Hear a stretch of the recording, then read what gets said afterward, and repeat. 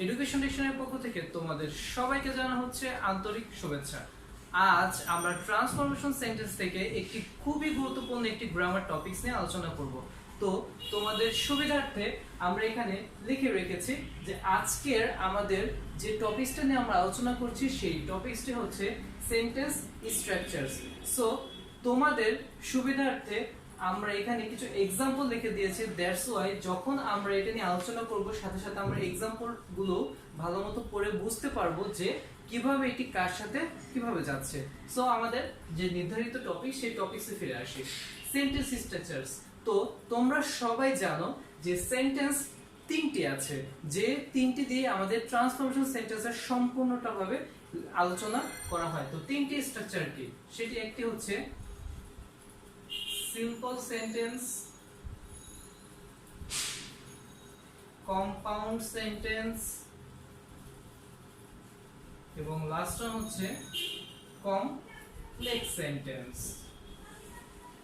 ঠিক আছে, তো এখানে তিনটি স্ট্রাকচারস আমাদের বলা হয়েছে, একটি হচ্ছে সিম্পল সেন্টেন্স, একটি হচ্ছে কম্পাউন্ড সেন্টেন্স আর একটি হচ্ছে কমপ্লেক্স সেন্টেন্স। তো এই তিনটি স্ট্রাকচারসে কিভাবে আমরা ব্যবহার করি আমাদের ট্রান্সফরমেশন সেন্টেন্স রচনা করার জন্য বা পরীক্ষায় যখন কোশ্চেন দেয় তখন আমরা কিভাবে সলভ করতে পারবো তাই নিয়ে আজকে আমরা বিস্তারিত আলোচনা করব। তো এই তিনটি সেন্টেন্স নিয়ে আমরা পালাক্রমে আলোচনায় চলে যাচ্ছি।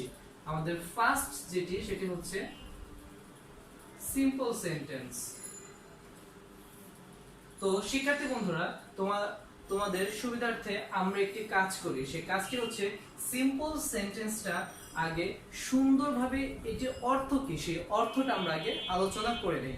তো সিম্পল সেন্টেন্সটির অর্থ হচ্ছে এই সেন্টেন্সটি একদম খুব ছোট আকারে এবং আমরা যেভাবে কথা বলি সব সময় সেইভাবে প্রেজেন্ট করা হয় সিম্পল সেন্টেন্সটি। তো এইভাবে তো আমরা দেখা যাচ্ছে পরীক্ষার খাতায় লিখতে পারবো না, আর আমাদের পরীক্ষার খাতায় তো সংজ্ঞা আসবে না, তো আমাদের কি আসবে পরীক্ষার খাতায়, ঠিক এমন এক্সাম্পল গুলো আসবে। সো এই এক্সাম্পল কিভাবে সলভ করা যাবে তাই আমরা একটু দেখি। তো সিম্পল সেন্টেন্সে কি থাকবে, সিম্পল সেন্টেন্সে আমাদের একটি নির্দিষ্ট বিষয় থাকবে, তা হচ্ছে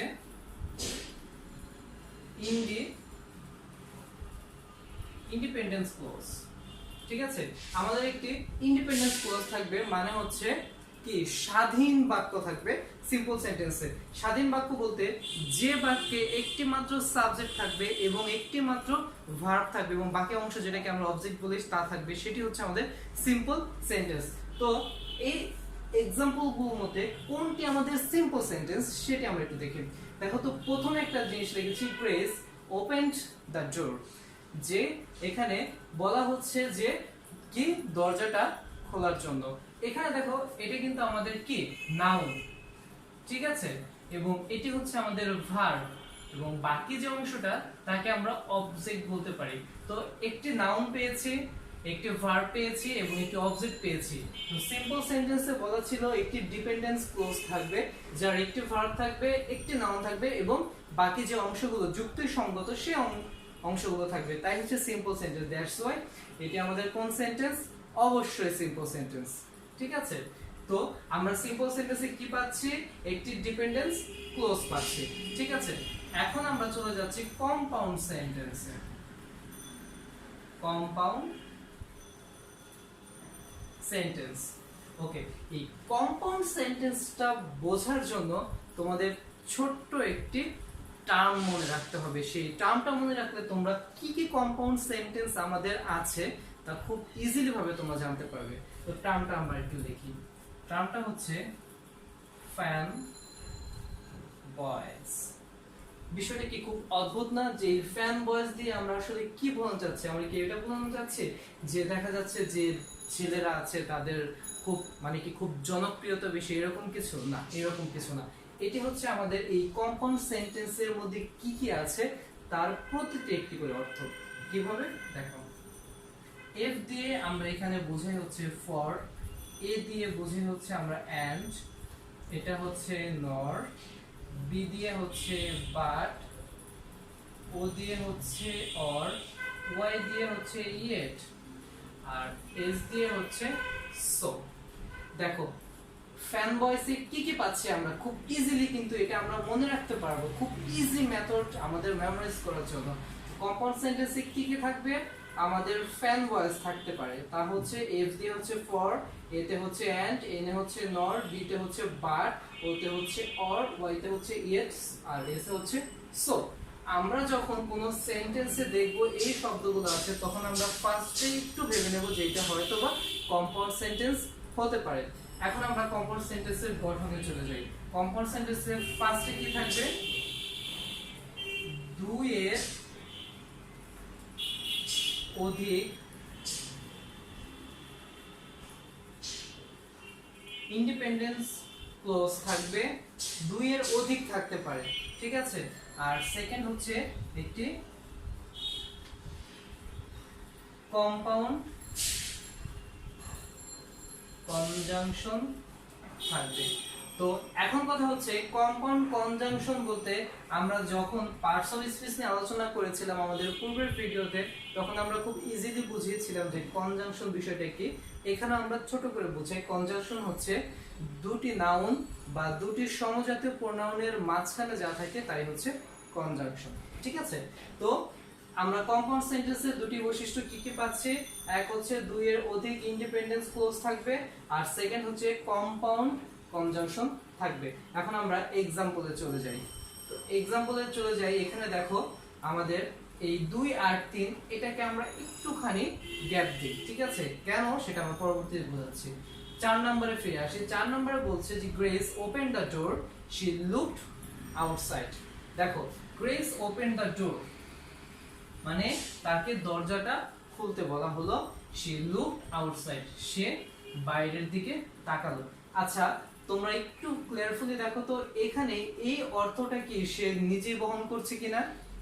মানে হচ্ছে সে মানে কি অর্থটা সম্পূর্ণ আমরা মানে কি আমাদের মনের ভাব মানে আকাঙ্ক্ষা মিটছে কিনা? অবশ্যই, কারণ হচ্ছে আমরা এখানে বুঝতে পারছি যে কাউকে দরজাটা খুলতে বলা হচ্ছে, এবং পরবর্তীতে বলা হচ্ছে শি লুকড আউটসাইড, তাকে বাইরের দিকে দেখতে বলা হলো বা সে বাইরের দিকে দেখলো। এটাও কিন্তু একটি পরিপূর্ণ শব্দ বা পরিপূর্ণ সেন্টেন্স। তো আমাদের কম্পাউন্ডে আরেকটি যে বৈশিষ্ট্য তা হবে দুটি পরিপূর্ণ সেন্টেন্স হবে, ঠিক আছে। তো দেখো তো grace open the door, subject এটা হচ্ছে ভার্ব আর বাকি হচ্ছে অবজেক্ট, এখানেও সাবজেক্ট ভার্ব অবজেক্ট। তো এই দুটোকে দুটি সমজাতীয় এবং সমজাতীয় পরিপূর্ণ সেন্টেন্সকে একটি সেন্টেন্সে রূপান্তর করার জন্য আমরা যা ব্যবহার করি তাই হচ্ছে আমাদের কনজাংশন। এখানে আমরা এন্ড ব্যবহার করছি। তাহলে কি হচ্ছে আমাদের সেন্টেন্সটা, যে গ্রেসকে কি বলো বাইরের দিকে মানে কি তোমার দরজাটাকে খুলতে বলা হলো এবং সে বাইরের দিকে তাকালো, একদম কিন্তু একটি সেন্টেন্স এখানে রূপ হয়ে গেছে। তো এই দুটি সেন্টেন্সকে একটি সেন্টেন্সে রূপ দেওয়ার জন্য আমরা যা ব্যবহার করি তাই হচ্ছে আমাদের compound sentence. Is that clear? অবশ্যই। এখন আমাদের কম্পাউন্ড সেন্টেন্সটা এখানে আমরা অমিট করি, দেন আমরা সিম্পল সেন্টেন্সটাকে আমরা একটু মুছে দেই, ঠিক আছে। এখন সিম্পল সেন্টেন্সটাকে মুছে দেওয়ার পরে আমরা এখন লাস্ট ওয়ান যেটা আছে সেটা হচ্ছে আমাদের কমপ্লেক্স সেন্টেন্স। কমপ্লেক্স সেন্টেন্স, ওকে। কমপ্লেক্স সেন্টেন্সটা কি এটি একটু ক্লিয়ারফুলি বুঝো। দেখো কমপ্লেক্স সেন্টেন্সটা হচ্ছে আমাদের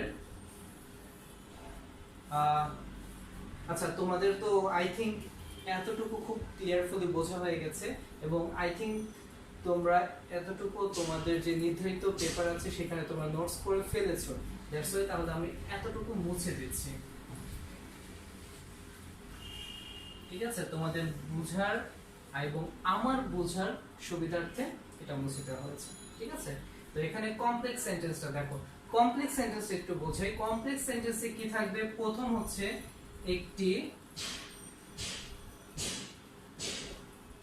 ডিপেন্ডেন্ট ক্লজ থাকবে, ঠিক আছে। আর দ্বিতীয়টা হচ্ছে একটি ইন্ডিপেন্ডেন্ট ক্লজ থাকবে, মানে একটি স্বাধীন থাকবে এবং সেই স্বাধীনের উপরে একটি কি পরাধীন মানে ডিপেন্ডেন্ট, তার উপরে সে ডিপেন্ড করে এমন একটি সেন্টেন্স থাকবে, তাই হচ্ছে আমাদের কমপ্লেক্স সেন্টেন্স। এখন আমরা এই এক্সাম্পলগুলোর মধ্যে একটু খুঁজে বের করি কোনটি কমপ্লেক্স সেন্টেন্স। আচ্ছা, আমি তো বলেছিলাম 2 আর 3টা একটু অফ রাখার জন্য। দেখো তো 5 নম্বরে কি আছে, when he won the award everyone cheered। যখন সে পুরস্কারটা পেল সবাই তাকে চেয়ার আপ জানালো। চেয়ার আপ কিভাবে জানাই, যে এইভাবে চেয়ার আপ জানায়, তাই না? বা হাততালি দেয়, বা কোনো একটা বিষয় অঙ্গভঙ্গি দিয়ে তাকে চেয়ার আপ জানায়, যে শুভকামনা জানায় যে সামনের দিকে আরো ভালো কিছু করতে পারবে। ঠিক আছে, তো এখানে when he won the award, যখন সে পুরস্কারটা পেল তখন সবাই তাকে চেয়ার আপ করলো। আচ্ছা দেখো তো, এভরিওয়ান চেয়ার বা এভরিওয়ান চেয়ার আপ বলতে পারো, বা চেয়ার বলতে পারো, যাই বলতে পারো। তো এভরিওয়ান চেয়ার, সবাই তাকে উষ্ণ অভিনন্দন জানালো। এটি কি আমাদেরকে একটি নির্দিষ্ট সেন্টেন্স হয়ে গেছে না? তার নিজস্ব অর্থ বহন করছে না? সবাই কি করছে, চেয়ার আপ জানাচ্ছে। এটি হচ্ছে আমাদের ইন্ডিপেন্ডেন্স ক্লজ। ঠিক আছে, এবং when he won the award, যখন সে পুরস্কারটা পেল, পাওয়ার পরে কি হচ্ছে, কি করতেছে, এত কিছু কিন্তু প্রতিটারই আমাদের কি কোশ্চেন মনের ভিতরে জমাট বেঁধে আছে, বা আমাদের এই শব্দে আকাঙ্ক্ষাটা মিটছে না, যে আমরা বুঝতে পারছি সে পুরস্কারটা পাচ্ছে, তারপরে সে কি করছে, এই কোশ্চেনে কিন্তু আমরা পাচ্ছি না। দ্যাট মিন্স এইটা হচ্ছে আমাদের আকাঙ্ক্ষা মিটছে না শব্দের মধ্যে, এবং আকাঙ্ক্ষা যদি না মিটে তখন হচ্ছে আমাদের এটা হচ্ছে ডিপেন্ডেন্ট ক্লজ। ঠিক আছে, মানে এখন আমাদের দেখো আকাঙ্ক্ষা কিন্তু ঠিকই মিটবে।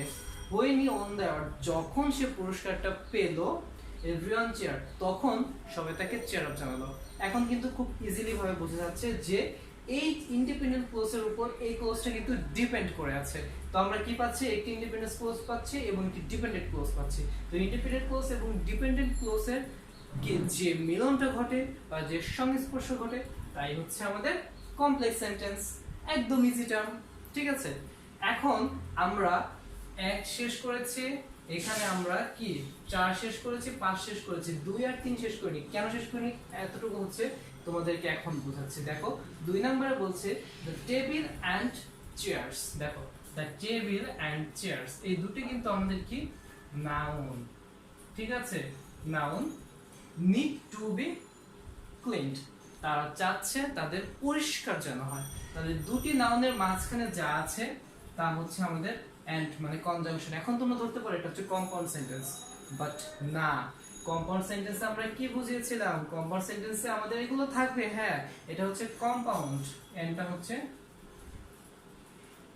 কম্পাউন্ড, বাট এটি যে কম্পাউন্ড থাকলে যে কম্পাউন্ড সেন্টেন্স হবে তা কিন্তু না।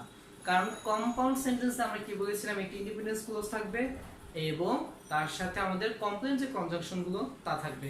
কিন্তু এখানে কি বলছে, the table and chairs need to be cleaned, দুটি নাউন আছে, তারা কি চাচ্ছে, পরিষ্কার পরিচ্ছন্ন হতে চাচ্ছে। এখানে ভার্ব আছে। ঠিক আছে, নিড দরকার বোঝাচ্ছে, এখানে কিন্তু দুটি ভার্ব আছে। বা এইটাকে তুমি যদি এই দ্য টেবিল এন্ড চেয়ার্স কে মডিফাই করার জন্য বুঝতে পারো, তাহলে এটা হচ্ছে আমাদের মডিফায়ার, আর টু বি ক্লিন যেটা হচ্ছে আমাদের মেইন ভার্ব। তো এই দুটিকে, মানে দুটি সমাজের নাউনকে একত্রিত করার জন্য আমাদের এন্ড ব্যবহার করা হয়েছে, তাই এটি হচ্ছে আমাদের সিম্পল সেন্টেন্স। সব এন্ডই কিন্তু কম্পাউন্ড সেন্টেন্স হয় না। তখন আমাদের দেখতে হবে যে দুটি নাউন, দুটি প্রোনাউনকে যদি একত্রিত বোঝানোর জন্য এন্ড বাট অর ব্যবহার করা হয় এবং সেন্টেন্সটা যদি আমাদের সিম্পল এর স্ট্রাকচার থাকে, তখন এটা সিম্পল সেন্টেন্স। আর 3 নম্বর কথা হচ্ছে দ্য বয় স্মাইলড এন্ড নডেড, কি করছে, হাসতেছে এবং আনন্দে উচ্ছলতা বোঝাচ্ছে বা দুষ্টুমি করছে, এরকম কিছু। এই দুটি অ্যাডজেক্টিভকে কিন্তু সমজাত অ্যাডজেক্টিভকে এন্ড দ্বারা প্রকাশ করতেছে। তো এটাও কিন্তু ঠিক সেই সিম্পল সেন্টেন্স। তো শিক্ষার্থী বন্ধুরা, আজ আমরা সেন্টেন্সের স্ট্রাকচার নিয়ে অনেক কিছু বোঝানোর চেষ্টা করলাম, অনেক গেম বুঝালাম, অনেক শর্ট শর্ট টপিকস বুঝালাম। এখন এই ভিডিওটার মধ্যে বা এই টিউটোরিয়াল ক্লাসটার মধ্যে যদি তোমাদের কোনো কিছু না বোঝা থাকে, তোমরা অবশ্যই কমেন্ট সেকশনে কমেন্টস করবে। আমরা তোমাদের প্রতিটা প্রশ্নের উত্তর দেওয়ার জন্য এখানে বসে আছি এবং সুন্দর মতো তোমাদেরকে অ্যান্সার দিতে আমরা সদা প্রস্তুত। তো শিক্ষার্থী বন্ধুরা, আজ এই পর্যন্তই। তোমাদের নেক্সট ভিডিওতে আমরা এই সেন্টেন্স স্ট্রাকচারের একটি গঠন প্রণালী সুন্দর করে বুঝিয়ে দেব, যেন তোমরা সিম্পল থাকলে কম্পাউন্ড কিভাবে করতে হবে, কম্পাউন্ড থাকলে কমপ্লেক্স কিভাবে করতে হবে, মানে হচ্ছে যে পরিবর্তন কিভাবে করতে হবে, তাই আমরা আলোচনা করব। সো অবশ্যই তোমরা পরবর্তী ভিডিওটা মিস করবে না, সে আশায় আজ এই পর্যন্তই। And always I say stay home, stay safe, by.